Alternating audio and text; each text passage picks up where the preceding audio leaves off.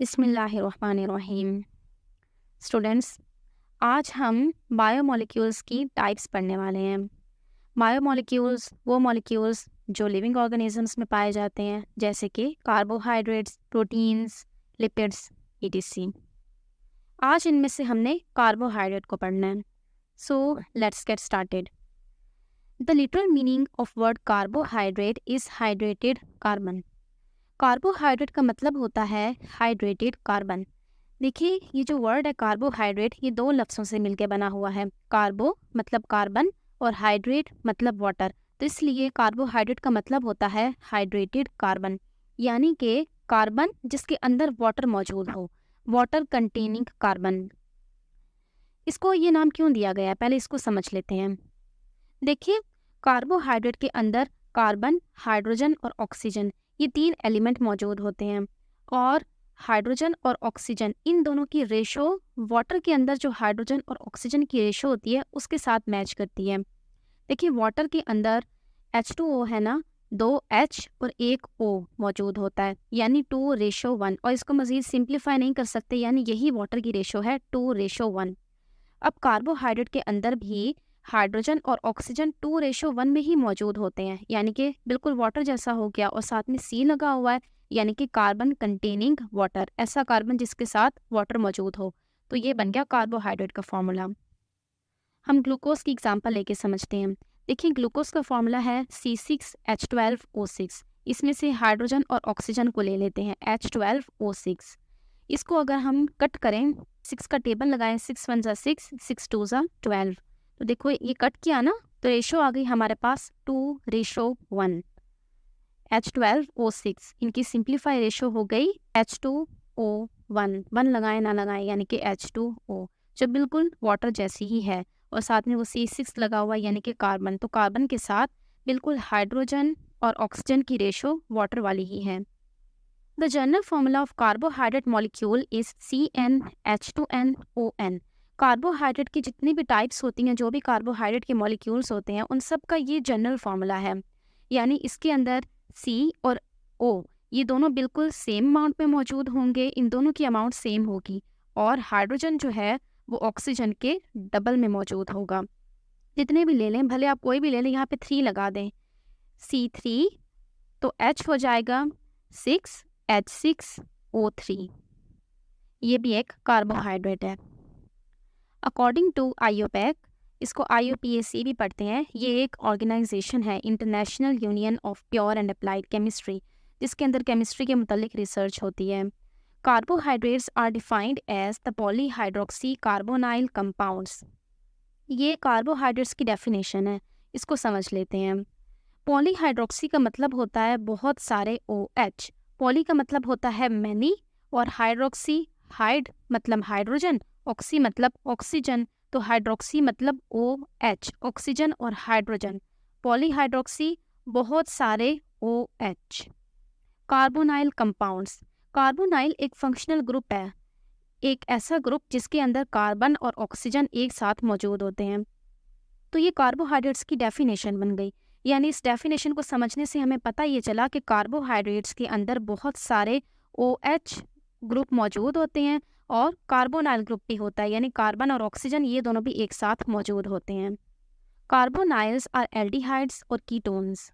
Aldehydes और ketones ये दोनों ऑर्गेनिक मॉलिक्यूल्स हैं जिनके अंदर कार्बोनाइल ग्रुप मौजूद होता है। कार्बोनाइल ग्रुप मतलब CO एक साथ, तो एल्डिहाइड्स और कीटोन्स इन दोनों के अंदर कार्बन और ऑक्सीजन एक साथ मौजूद होते हैं, इसलिए हम कहते हैं कि एल्डिहाइड और कीटोन्स दोनों कार्बोनाइल ही हैं। और जो हमारी कार्बोहाइड्रेट है वो भी हम उनको एल्डिहाइड और कीटोन के नाम से जानते होते हैं कि इनके अंदर एल्डिहाइड या कीटोन पाया जाता है। लेकिन कीटोन के अंदर कार्बन और ऑक्सीजन एक साथ होंगे, और एल्डिहाइड के अंदर कार्बन, हाइड्रोजन और ऑक्सीजन ये तीनों एक साथ होंगे। Main source of carbohydrates are plants. हमें कार्बोहाइड्रेट्स ज़्यादातर तो प्लांट्स से ही मिलते होते हैं, क्योंकि प्लांट्स के अंदर ही फोटोसिंथेसिस होती है, और उसके रिजल्ट में उनका फूड यानी कि कार्बोहाइड्रेट तैयार होते हैं। अच्छा, ये बात भी याद रखें कि प्लांट्स के अंदर फोटोसिंथेसिस के ज़रिए सिर्फ कार्बोहाइड्रेट्स ही बनते होते हैं। प्लांट्स के अंदर जो बाकी चीज़ें होती हैं, उनके बाकी जो भी बायोमोलिक्यूल्स हैं, वो सारे वो कार्बोहाइड्रेट्स के ज़रिए उनको प्रिपेयर करते होते हैं। They are sweet in taste if feels therefore called saccharum और सैकराइड। कार्बोहाइड्रेट्स स्वीट टेस्ट के होते हैं, इसलिए इनको हम सैकराइड या सैक्रम भी कहते होते हैं। They are also called sugars, sugar भी इनको कहते होते हैं। Carbohydrate found abundantly in all organisms, हर ऑर्गेनिज्म में ही कार्बोहाइड्रेट बहुत ज़्यादा पाए जाते हैं। Like cellulose in cell wall of plant, plant की सेल वॉल सारी सेल्यूलोज की बनी होती है और सेल्यूलोज एक कार्बोहाइड्रेट ही है। पेपर, जो पेपर सफ़े हम इस्तेमाल करते हैं वो सारे कार्बोहाइड्रेट पर ही मुश्तमिल होते हैं। Starch is stored in cereal grains, tubers, sugar cane E T C. Sugar cane यानी गन्ना, ट्यूबर्स जैसे कि शक्करकंदी या आलू, उनको कहते हैं ट्यूबर्स, जो ज़मीन के अंदर पाए जाते हैं फ्रूट्स। सीरियल ग्रेन्स यानी कि अनाज, गंदम, चावल वगैरह, इन सब के अंदर जो फूड स्टोर होता है वो स्टार्च ही है। ये सब चीज़ें मुकम्मल स्टार्च की बनी होती हैं।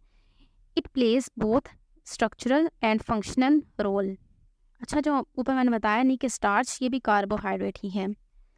कार्बोहाइड्रेट स्ट्रक्चरल और फंक्शनल दोनों तरह के रोल प्ले करता होता है। देखिए, फंक्शनल रोल का मतलब होता है कोई काम करना। कार्बोहाइड्रेट हमारे अंदर बहुत सारे काम परफॉर्म कर रहा होता है। ये रेस्पिरेशन में यूज़ होता है, एनर्जी बनाता है, उस एनर्जी को हम इस्तेमाल करते हैं। और अगर हम इसके स्ट्रक्चरल रोल्स देख लें तो हमारे अंदर कुछ मॉलिक्यूल्स जैसे कि डीएनए वो कार्बोहाइड्रेट्स पे मुश्तमिल होते हैं। और जो इंसेक्ट्स हैं उनके ऊपर वाली, इंसेक्ट्स के ऊपर ना एक कवरिंग होती है, थिक कवरिंग। कॉकरोच के ऊपर आपने देखी होगी, उनके ऊपर एक शीट होती है हार्ड, उसके अंदर भी कार्बोहाइड्रेट होता है। तो कार्बोहाइड्रेट स्ट्रक्चरल रोल भी प्ले करती है, यानी वो बनाती है ऑर्गेनिज्म को, उसके अंदर ऑर्गेन्स स्ट्रक्चर्स को बनाती है। और फंक्शनल रोल यानी कि काम करती है उसके अंदर। क्लासिफिकेशन ऑफ कार्बोहाइड्रेट्स, कार्बोहाइड्रेट्स को मेनली 3 ग्रुप्स में डिवाइड किया गया है: monosaccharide, oligosaccharide, polysaccharide. Monosaccharide, mono मतलब 1, सेकेराइड मतलब शुगर। मोनोसेकेराइड्स ऐसे कार्बोहाइड्रेट्स होते हैं जिनके अंदर सिर्फ एक ही मॉलिक्यूल मौजूद होता है। एक मॉलिक्यूल का मतलब वो माइक्रो मॉलिक्यूल है। हमने माइक्रो मॉलिक्यूल और मैक्रो मॉलिक्यूल पहले पढ़ा है ना। माइक्रो मॉलिक्यूल जो एटम से मिलके मॉलिक्यूल बना है, और अगर बहुत सारे मॉलिक्यूल मिलके एक बड़ा मॉलिक्यूल बना लें तो वो बन जाता है macro molecule. Monosaccharides micro molecule होते हैं क्योंकि इनके अंदर सिर्फ एक ही मॉलिक्यूल मौजूद होता है। The group of carbohydrate molecules which contain only 1 sugar molecule, they can not hydrolysis due to this reason. इनको हम मज़ीद तोड़ नहीं सकते, अगर तोड़ेंगे तो एटम निकल आएंगे। अगर बहुत सारे मॉलिक्यूल जुड़े होते, हम उनको तोड़ते तो मॉलिक्यूल्स निकलते ना, लेकिन ये तो एक ही मॉलिक्यूल पे मुश्तमिल है। The empirical formula of their molecules is CnH2nOn, वही वाला है जो मेन होता है कार्बोहाइड्रेट्स का फॉर्मूला। फॉर एग्जाम्पल, कुछ मोनोसेकेराइड्स के आगे नाम लिखे हुए हैं: राइबोस C5H10O5, ये इसका फॉर्मूला है। Fructose C6H12O6 ETC। All are found in white crystalline solid with sweet taste and soluble in water. सारे मोनोसेकेराइड्स वाइट क्रिस्टलाइन सॉलिड की फॉर्म में पाए जाते हैं, इनका स्वीट टेस्ट होता है और वाटर में सॉल्यूबल होते हैं। Monosaccharides can further classified on the basis of carbon atom present in them. इनके अंदर, मोनोसेकेराइड्स के अंदर कितने कार्बन एटम मौजूद हैं उसकी बेस पे इनको फर्दर कुछ क्लासेस में भी डिवाइड किया गया है। The suffix ose use with number of carbon atoms present in them as given in following table. जितने भी नंबर ऑफ कार्बन एटम्स हैं उसके आगे हम ओस लफ्स लगा देंगे तो वो क्लास का नाम बन जाएगा। जैसे इस टेबल में देखें, सबसे पहली क्लास है ट्राइओज, ट्राई का मतलब होता है 3 और आगे ओस लगा दिया। अगली क्लास है टेट्रोज, टेट्रा का मतलब होता है 4 और आगे ओस लगा दिया। पेंटोज, पेंटा मतलब होता है 5, आगे लगा दिया ओस। ट्राइओस क्लास में आ जाते हैं ग्लाइसरोस, ग्लाइसरोस का दूसरा नाम होता है ग्लाइसर एल्डिहाइड। उसके अलावा एक और मेंबर है di hydroxy acetone ETC। Tetrose, इसका फॉर्मूला है C4H8O4, इसके मेंबर्स हैं अरिथ्रोज, अरिथ्रोलूस ETC। पेंटोज, इसके अंदर 5 carbon atoms, C5H10O5, example ribose, ribulose ETC। Hexose, 6 carbon atoms, C6H12O6, examples glucose, fructose, galactose ETC। Heptose, 7 carbon atoms होते हैं, C7H14O7, एग्जाम्पल ग्लूकोहेप्टोज।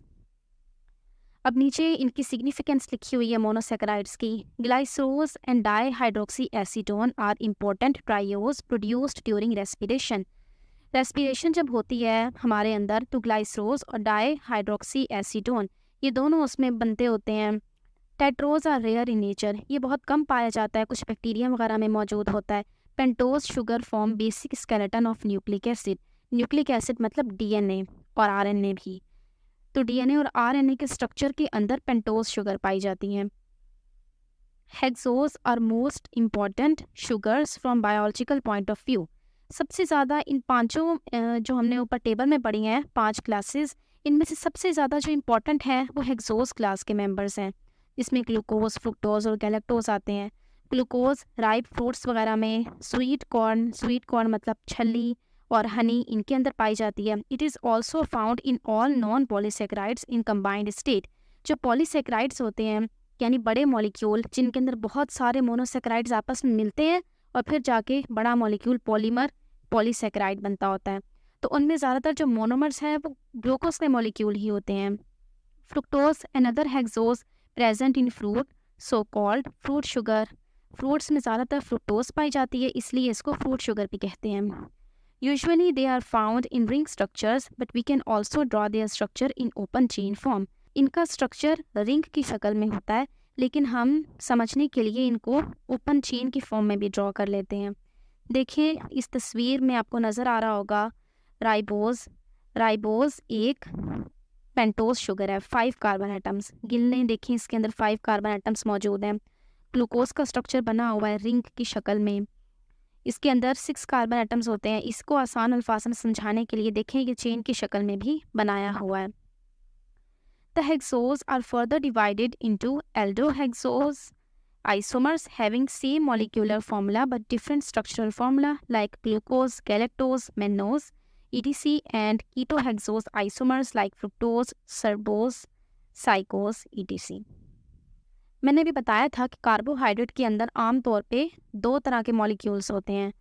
2 तरह के मतलब ऑर्गेनिक कंपाउंड्स उसका हिस्सा होते हैं, जैसे कि कीटोन और एल्डिहाइड्स। तो कीटोन किसके अंदर कीटोन मौजूद है और किसके अंदर एल्डिहाइड मौजूद है, उसकी बेस पे हमने ये नाम दिए हुए हैं एल्डोहेक्सोज और कीटोहेक्सोज। कि जिस हेक्सोज शुगर में एल्डिहाइड मौजूद है उसको कह दिया एल्डोहेक्सोज, और जिसके अंदर कीटोन मौजूद है उस हेक्सोज शुगर को कह दिया कीटोहेक्सोज। आइसोमर्स होते हैं ऐसे 2 कंपाउंड्स जिनका मॉलिक्यूलर फॉर्मूला सेम हो लेकिन स्ट्रक्चर डिफरेंट हो। देखिए ना, किसी के अंदर एक H नीचे लगा हुआ है और किसी दूसरे के अंदर वही वाला H ऊपर लगा हुआ है। अब H की अमाउंट तो सेम है उसके अंदर, लेकिन उसकी पोजीशन बदल गई, उसकी वजह से स्ट्रक्चर तो बदल गया ना, लेकिन अमाउंट सेम है, तो इनको कहते होते हैं आइसोमर्स। एल्डोहेक्सोज आइसोमर्स के नाम लिखे हुए हैं ग्लूकोज, गैलेक्टोज, मैनोज। इनके फॉर्मूलाज बिल्कुल सेम है और इनके अंदर एल्डिहाइड मौजूद है, लेकिन इनका स्ट्रक्चर डिफरेंट होता है। कीटोहेक्सोज आइसोमर्स फ्रुक्टोज, सर्बोज, साइकोज, इन तीनों के अंदर कीटोन मौजूद है और लेकिन इनका जो स्ट्रक्चर है वो डिफरेंट है। अगला है ओलिगोसैकेराइड्स। ओलिगोसैकेराइड्स कार्बोहाइड्रेट्स की ऐसी टाइप्स हैं जिनके अंदर सिर्फ 2 to 10 मोनोसैकेराइड्स मौजूद होती हैं। ये मोनोसैकेराइड और पॉलीसैकेराइड के दरमियान में आती हैं, क्योंकि पॉलीसैकेराइड्स हम कहते हैं जिनके अंदर बहुत ज़्यादा हों, कोई हज़ारों सैकड़ों मौजूद हों, लेकिन ओलिगोसैकेराइड्स के अंदर सिर्फ 2 to 10 मोनोसैकेराइड्स मौजूद होते हैं। ये स्वीट भी थोड़ी सी कम होती हैं और वाटर में सॉल्यूबल भी कम होती हैं। दे कैन हाइड्रोलाइज, इनको हम ब्रेक कर सकते हैं क्योंकि कुछ अमाउंट में तो है ना मोनोसैकेराइड्स, ब्रेक करेंगे तो हमें वो मिल जाएंगे। The most common type is disaccharide. सबसे ज़्यादा ओलिगोसैकेराइड जो नेचर में पाया जाता है वो है डाइसैकेराइड, यानी 2 मोनोसैकेराइड्स आपस में मिलेंगे और डाइसैकेराइड बन जाएगा। The covalent bond between these 2 monosaccharide is ग्लाइकोसिडेज bond और लिंकेज। आपको पता है ना, 2 मोनोमर्स के दरमियान एक लिंकेज बनता होता है, फिर वो दोनों मिलती हैं तो पॉलीमर बनता है। तो इसके अंदर जो मोनोमर्स है वो है मोनोसैकेराइड्स, वो दोनों आपस में मिलेंगे और उनके दरमियान जो लिंकेज बनेगा उसको कहते हैं glycosidase bond. A glycosidase is simply a ring shaped sugar molecule. ये जितने भी कार्बोहाइड्रेट के फॉर्मूले होते हैं इनके अंदर एक रिंग बनी होती है ग्लूकोज की, उस रिंग को कहते होते हैं ग्लाइकोसिडेज। ग्लाइकोसिडेज एक ऐसा मॉलिक्यूल होता है शुगर का जिसने किसी के साथ ग्लाइकोसिडेज बॉन्ड बनाया हो। तो जब भी कोई ओलिगोसैकेराइड्स में या पॉलीसैकेराइड्स में ग्लूकोज की कोई रिंग होगा तो उसको हम दूसरे अल्फाज में यानी शुगर के अलावा हम उसको ग्लाइकोसिडेज भी कह देंगे। For example, sucrose is a disaccharide composed of two sugar units, a glucose and a fructose। Sucrose एक डाइसैकेराइड है और इसके अंदर दो मोनोसैकेराइड्स होते हैं, एक होता है ग्लूकोज और एक होता है फ्रुक्टोज। उसके अलावा यहाँ देखेंगे जो नीचे पिक्चर है, इसके अंदर भी एक डाइसैकेराइड के बारे में लिखा हुआ है कि दो ग्लूकोज के मॉलिक्यूल हैं, वो दोनों आपस में मिलेंगे और उससे जो नया स्ट्रक्चर बनेगा डाइसैकेराइड, उसको कहते हैं माल्टोज। यानी दो ग्लूकोज के मॉलिक्यूल मिलके माल्टोज बनाते होते हैं। एक और भी डाइसैकेराइड होता है, इसको कहते हैं लैक्टोज। उसके अंदर एक ग्लूकोज और एक गैलेक्टोज, ये दोनों मॉलिक्यूल आपस में मिलते होते हैं। अच्छा, इसी पिक्चर में देखें, ग्लूकोज और ग्लूकोज ये दोनों मोनोमर्स हैं ना। अब ये दोनों जब आपस में बॉन्ड बनाएंगे तो जैसे हमने पहले पढ़ा था कंडेंसेशन में, बिल्कुल वही यहाँ पे भी होगा कि एक मॉलिक्यूल अपना OH देगा, दूसरा H देगा, दोनों मिलके वाटर बनाएंगे और फिर दोनों के दरमियान बॉन्ड बन जाएगा। द डाइसैकेराइड में बी रिड्यूसिंग और non reducing sugar. Disaccharide reducing भी हो सकती है और नॉन रिड्यूसिंग भी हो सकती है। डाइसैकेराइड के तो टाइप्स होती हैं ना, सक्रोज, लैक्टोज, माल्टोज, ये तीनों ही डाइसैकेराइड हैं। रिड्यूसिंग एजेंट वो होते हैं जो किसी और को रिड्यूस करे और ख़ुद ऑक्सीडाइज हो जाए। देखिए, किसी को रिड्यूस करने का मतलब क्या होता है? रिड्यूसिंग एजेंट का मतलब है किसी और को रिड्यूस कराना। देखिए, रिडक्शन का मतलब होता है इलेक्ट्रॉन को गेन करना। तो जो रिड्यूसिंग एजेंट होंगे वो किसी और को रिड्यूस कराएंगे ना, मतलब वो किसी और को इलेक्ट्रॉन गेन कराएंगे और ख़ुद ऑक्सीडाइज होंगे। ऑक्सीडाइज का मतलब होता है इलेक्ट्रॉन को लॉस करना, यानी ख़ुद अपना इलेक्ट्रॉन लॉस करेंगे। तो कुछ डाइसैकेराइड्स ये रिड्यूसिंग का काम करती होती हैं और कुछ नॉन रिड्यूसिंग होती हैं, यानी कि वो ये ऑक्सीडेशन, रिडक्शन ऐसे रिएक्शंस में हिस्सा नहीं लेती होती। It is due to the presence of free aldehyde और फ्री कीटोन ग्रुप। कुछ क्यों होती हैं रिड्यूसिंग? क्योंकि उनके अंदर फ्री एल्डिहाइड ग्रुप या फ्री कीटोन ग्रुप मौजूद होता है। एग्जाम्पल्स आर माल्टोज, लैक्टोज, ये दोनों रिड्यूसिंग शुगर्स हैं। The non-reducing sugars are carbohydrate which are unable to be oxidized. Non-reducing sugars वो होती हैं जो ऑक्सीडाइज नहीं होती and do not reduce other substance, और ना ही किसी और को रिड्यूस कराती हैं, ना खुद ऑक्सीडाइज होंगी ना किसी और को रिड्यूस कराएंगी। वो इसलिए क्योंकि इनके अंदर फ्री एल्डिहाइड और फ्री कीटोन ग्रुप्स एब्सेंट होते हैं। फॉर एग्जांपल सक्रोज और रिफाइनोज। सक्रोज जो है वो नॉन रिड्यूसिंग शुगर है। Living organisms, especially plants, transport their sugar from source to sink tissues in the form of non-reducing sugar. देखिए, source tissues वो होते हैं जहाँ पे खाना तैयार होता है प्लांट के अंदर, और वो होते हैं उनके लीव्स। क्योंकि लीव्स के अंदर, लीव्स ग्रीन कलर के होते हैं, वहाँ पे फोटोसिंथेसिस होती है और वहाँ पे खाना बनता होता है। और सिंक टिश्यूज़ वो होते हैं जहाँ खाना नहीं बनता बल्कि खाना स्टोर होता है, और वो होता है प्लांट के अंदर फ्रूट। तो प्लांट क्या करते हैं, वो सोर्स टिश्यूज़ से सिंक टिश्यूज़ की तरफ अपना फूड या जो भी उन्होंने मटेरियल बनाया होता है, शुगर, उसको ट्रांसपोर्ट करते होते हैं, और वो उसको नॉन रिड्यूसिंग शुगर के तौर पे ट्रांसपोर्ट करते हैं। अगर वो रिड्यूसिंग होती तो वो रास्ते में कोई रिएक्शन कर सकती थी ना, ऑक्सीडेशन, रिडक्शन वगैरह का, लेकिन इसलिए वो उसको नॉन रिड्यूसिंग शुगर की फॉर्म में ट्रांसपोर्ट करते हैं ताकि कोई भी रास्ते में रिएक्शन ना हो। Where glycosidase bonds are formed between carbonyl groups of both sugars, sucrose is the sugar which is non reducing. Sucrose sugar है जो नॉन रिड्यूसिंग होती है। तो प्लांट्स अपना मटेरियल सक्रोज की फॉर्म में ट्रांसपोर्ट करते हैं। सक्रोज के अंदर दो मोनोमर्स होते हैं, एक ग्लूकोज का और एक फ्रुक्टोज का। ग्लूकोज और फ्रुक्टोज, इन दोनों के जो कार्बोनाइल ग्रुप्स हैं उनके दरमियान ग्लाइकोसिडिक बॉन्ड बन जाएगा और फिर ये डाइसैकेराइड ट्रैवल करके जाता होता है सोर्स से सिंक टिश्यूज़ की तरफ। इट कंटेन्स मोर एनर्जी, इसके अंदर एनर्जी बहुत ज़्यादा होती है। During transport it is not oxidised and react with other substance, और जब ये ट्रांसपोर्ट होता है तो किसी रिएक्शन में हिस्सा नहीं लेता, ना ही ऑक्सीडाइज होता है। So no intermediate reaction with other molecules occur, तो रास्ते में कोई भी रिएक्शंस नहीं होते।